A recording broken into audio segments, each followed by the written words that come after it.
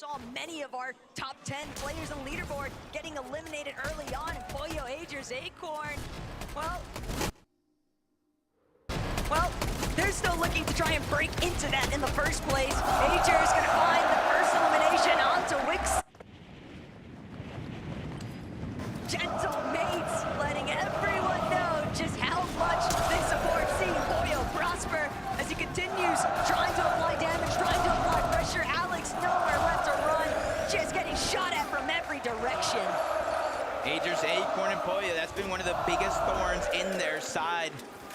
They kind of thought they would have multiple teams in the distance from Demon's Debris that were building surge towers to trade shots with, but they're getting pushed. They're forced on a roulette drop spot and having to force and fight just like this.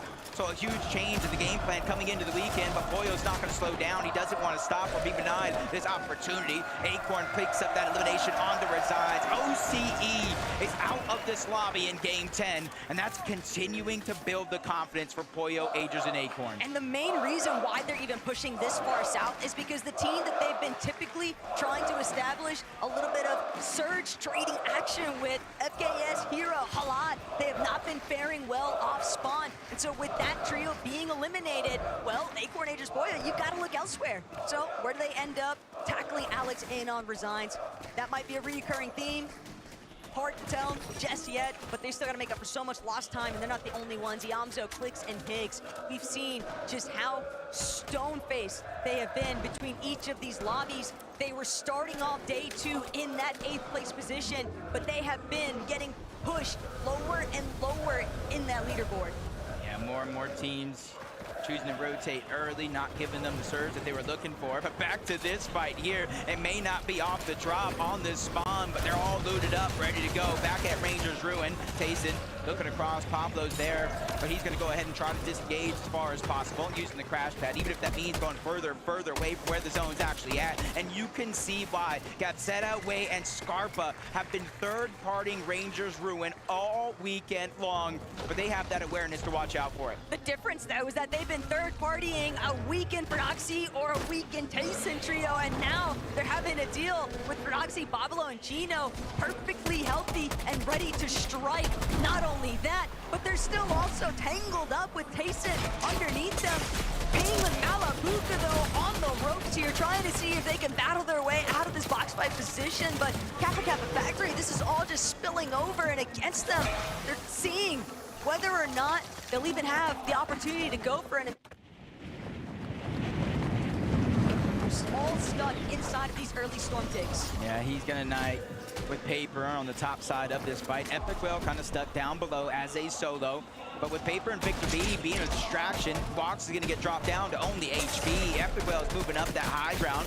They finally figured a way on the side of Malibuca, walks and pings to converge into the same box. But this is their chance now with all those extra hills. This is their original surge base. Just got to sit towards the middle and figure out the plan for Epic Well, Victor B, and Paper. So that way, for Epic Well, they're just going to go ahead and disengage on out. They got that early Storm Surge damage, and now they just want to beat teams on that rotation. Just looking to get a little bit of space creation here. Because eventually, Bing, Malibuca, and Wox are going to have to move from this position, but might have been a little bit too ambitious, trying to just crash pad out directly in the line of sights there for Wox, Malibuca, and Ping. Of course, you're going to eat some damage in exchange. Pollo, Agers, and Acorn. Not only did they get their Demon Debris Medallion, the mythic weapon, they got the eliminations onto Anon, Resign, and Alex. They immediately moved towards the eastern side of the map. One of the only teams on this side of the map having access to that bunker, and they immediately take it. And this is where they start to replenish everything from materials to resources, their loadout.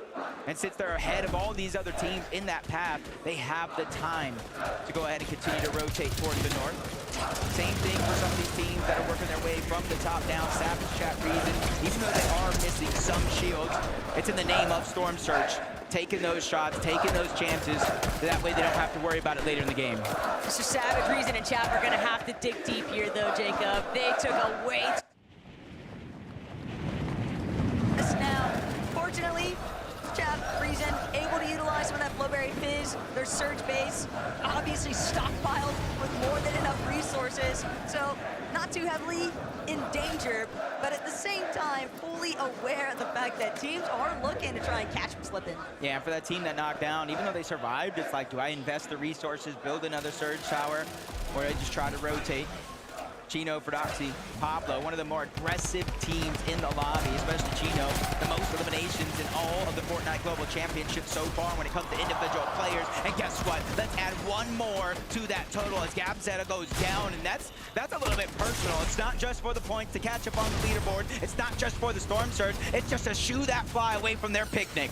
That's really all it's been, kind of just that gnat in your face. They won't leave them alone, but you know what? For Fordoxy, Chino, and Pablo, when they've actually got some materials and a loadout to work with, this is the last team you ever want to get caught up with in a box fight because they have such a commanding presence in those aggressive instances. Yeah, here's just that. Sure, we do not miss all the action. That was only his first elimination. We saw this one on the Gabzetta, so he went back to back with a little bit of help from Fred. Why'd that look like a little edit course, though? He's just like, this is just another day for me. Like, another day at the office entirely. But King, PA's in, Phaser, scouting out area. Never want to leave yourself too overexposed, but for Noxy, no intentions of slowing down just yet. Now, they can finally enter this fight. Tayson has been knocked. Chino, once he gets going, it's like impossible to shut him down. And Chino, side by side, racking up the eliminations, several now to boot. That's just on his own head. Fordoxy and Pablo also rocking their own individual eliminations, but they are a little bit hurt. They do have so much to bring themselves back up to full HP though, Jacob, because of these win outs on their fights. Yeah, even after taking down Tayson's team, you still see Focus, Upple, Mixon, here, Tinka Aspect, and their trio were there at one point or another, but they immediately saw what was going on and said, hey, it might be better for us to try to go to the zone, worry about Storm Surge a little bit later. At least there's two teams we could try to look back on and try to focus. Fred underneath, along with Pablo and Chino, they're just trying to assess the situation. They know another team is up there. They just don't know exactly where they're positioned at. After yesterday, Upple, Focus, and Mixon, we saw opportunities for where they were able to shine, but dealing with a team like Fordoxy, Pablo, and Chino, it's usually not worth sticking around. Better to just prioritize the positioning, shoot out the crash pad from behind you, but both these trios just gonna head their separate directions, two different styles of rotate. Ooh, it might not be the biggest upgrade for them, but they are going to be able to replenish their crash pads if it does spawn out. Maybe upgrade their Sentinel pump if it does drop as well. 3 different ones, but that's what they get. A little bit more loot to work with. once they get that rank upgrade. And it's only a B rank though, so you can see the kind of the slow play, no eliminations, not necessarily their game plan though. I like this dead side wraparound though from Seti, Panzer, and Yapko. They've got early surge already locked in, so they're gonna opt to already make a direct line in towards the elevation of the mountain range and potentially push back other teams that might be looking to try and rotate a little bit after the fact. I can agree with that. Takes in Yamzo. This time around, the zone pulling towards the north, which means they kind of have the luxury to be able to sit in their base.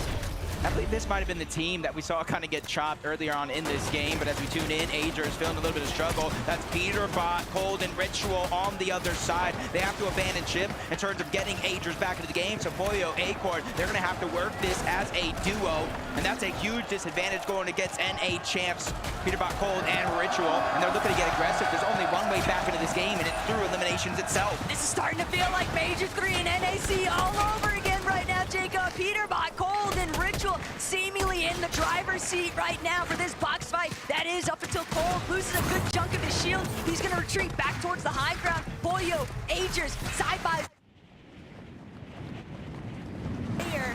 But the longer this drags out, the more time it provides for Ryu, Snowy, and Saad to move in.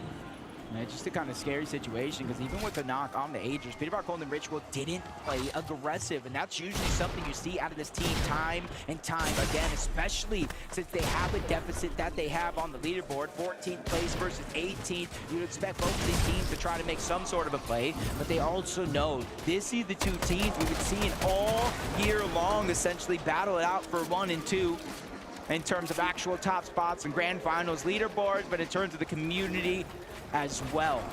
But Pollo and Peterbot, Jacob, they were just global champions. They did that together. And now, here today, both of them going on huge recovery tours just to try and bring themselves back into contention for top 5. But Peterbot, Ritual, Cold, they're just continuing to push themselves up the cliff face there. I have to check back in to see whether or not Acorn Pollo even decided to pick back up. Yeah, this is dangerous. They've got Gina, Proxy, and Pablo trailing them, and they've already lost Mr. Savage. They want to play for the reboot, but they've got to deal with Hero first. Yeah, they're kind of faking it. Faking like they were to try to crash pad away, get somebody on the other side to make a mistake. Even though they didn't peek, they have the Stinger, they have the minigun. They are going to melt through these builds if they could focus all on the same target. For reason in chat, they are 1,300 damage above the threshold, dropping down to 1,100, but they have more than enough to focus on trying to get Savage back into the game. No other team, or at least not many, can say that they have that amount of comfortability. And so for Doxy, Gino, Pablo, they're just going to continue to try to rotate, use the Flowberry Fizz, use the crash pad to get out. We can get a chance to look in and see what happened. Mr. Savage just too preoccupied dealing with Halad on the other side of his wall. Doesn't get a chance to close off his back tarp. That is a big play to come into fruition there. It's going to be a huge setback too for Chap and Reason to try and bring it back. But Matias, Pixie, Vanya, they've got so much damage right now above the surge threshold, Jacob.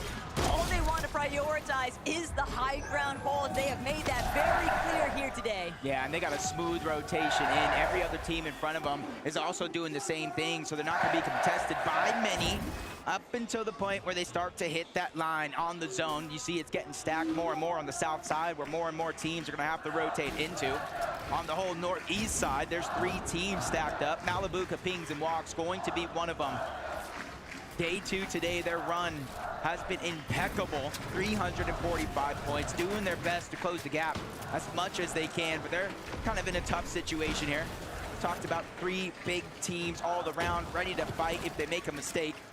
And they're all gonna rotate out first, beating Malibu, Pings, and Walks on this rotation. Smart that they're not trying to overcommit. Talking about overcommitments, Chap sees FKS. They were trying to bring him back into the mix, but Jap taking full advantage of the situation, just bragging out entirely. FKS, the secondary elimination there. And that is exactly what Chap and Reason needed. Breathing room. Maybe we'll see Mr. Savage back in this one. And for Queasy, Swizzy, and Mustache, this is a moment This is a moment because they've had 2 lackluster games so far. One decently well-played one, and that 185-point gap got dropped to 81.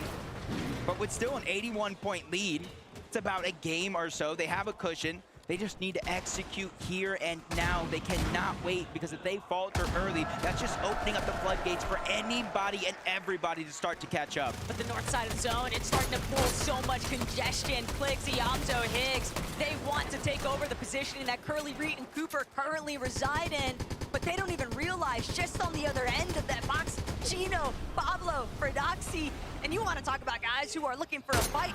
Just look at the amount of eliminations they've already acquired by 7th zone. This is one of the few teams, might even be the only team capable of dropping a double-digit elimination win. Capable, they did it yesterday to close out the day. 19 eliminations. This is giving me flashbacks of just that. They're moving from Clicks, Higgs, and Iamzo to a whole nother trio towards the north side of the map. That's Baka, Pars, and Pump. And they have the luxury. They can wait. They can let that team make a mistake, but you're seeing Storm Surge really start to affect this lobby. Kanata, even while he's 1,500 above, finding opportunities and not trying to let them pass. They started off the entire tournament with a Game 1 victory royale and doing their best to remain consistent ever since. NA's best hope to win the entire tournament and stay inside of the top 5. They've got a lot of Surge, zone, pull, rather favorable for the time being. And being in that 4th place position, they gotta hold their own. Vortex, Goofy Mountain, it could be a real threat, but Kanata just immediately pushing them back. Don't start trying to peek our direction. Still, Sphinx, Buzz, and Shadow, they didn't get the memo. They're still willing to try and cross over, but Reason smothered, trying to see if he can live. Aspect gonna be knocked though, and that's everything for Reason right now. He needed some form of a lifeline and the life jacket from that elimination. If he can get to the body loop, but no! Another team, Mixin and Upbull, they're gonna take over. Yeah, just a little bit more than those siphon materials. Upbull and Mixin, just like you said, they went ahead and stole all of that loot from the other loot that Reason desperately needed, but he gets tagged up. Oh my, a turnaround 180, turns and burns to take down Kazi. And I was talking about how low of resources he actually had. Well, that siphon is gonna help tenfold. Reason knows Amar is watching. He's trying to deliver the best sort of birthday gift, and what's better than clutching up a nice set of eliminations here to keep the dream going. But Reason starting to get a little lobby focus. Some heavy hitters right in front of him, Demon, Starman, Pix, but as a solo, what more can he do? He has to stay hidden. He has to conceal himself. The backside zone for Stash. He's lost his ITL. He's lost his other fragger. It's Poyo who's taken out his fellow gentlemate. Swizzy eliminated. Agers gonna come at a cost, but the double revive, they might be able to pull it off. They're gonna drop all the way down to the bottom of the mountain face, but it was too far. They weren't intending to stand themselves directly outside of the zone pool. The zone pool is saving them. Yeah, the zone pool is truly a blessing for Agers, Acorn, and Poyo, because it also stopped them becoming a focus of that lobby on that side. But with Queasy, Swizzy, and Mustache having some difficulties in this game, it leaves high ground open for none other than Vanya, Marius, and Pixie. Does anybody challenge that high ground? Fredoxy, Chino, and Pablo would probably be one of my best bets, but you can see a huge amount of resources missing. 6 HP, only finding bandages, and eventually we'll go back to 2 empty slots. There's so much metal, all these pre-existing builds, and not only that, but the shift in elevation. Pixie well overhead. He might be able to even see this team scattered through the low ground. They're trying to get whatever hidden positions they can, but Fredoxy, he runs into the wrong box. Fredoxy's immediately put down into the dirt. Pablo and Chino, they're gonna have to get it out the mud, and Pablo with the elimination onto Upbull now means that they're stuck inside the building. They've gotta break out. But this is the point in time in the game. Top 17 teams still left alive. Placement points will start to click in with every team that falls and cascade further and further, with the eventual winner getting 65 points. But in the feed, you see Chino, he's going to go down. Oh no. Yep, that puts pain and hunger inside as Pix is now feeling that same pressure. He's gonna fall. Demus is being stuck by himself. He has to try to figure out a way out of this situation because they have no resources. Darn, they're separated just a little bit. No materials, and now the zone and somebody else moving in. But oh my, he does it again. Big Darn is gonna take down Poyo. And this is exactly why they are the prospects of Poyo.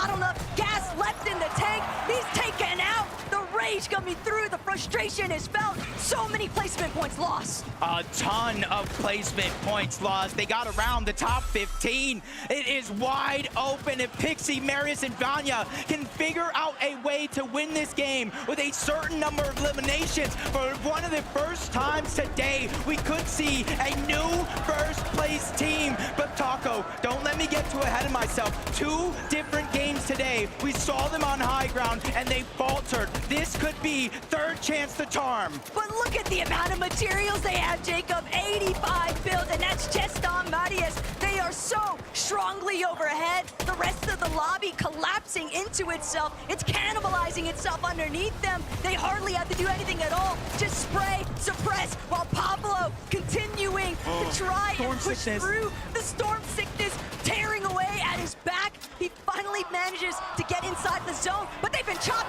Pixie saves himself at the last second with the crash pad, but it's Kanata. He's going up. Marius trying to stop it. Marius brings down Bolts. There's no way he's going to let this one slide away. The win in itself is not enough for them to take first. I said they need a certain number of eliminations. Well, that's one step further for taking that top spot. And now the pressure continues. Rapid scrambling around. He has very little builds. Kanata, he is out. Not a single material left.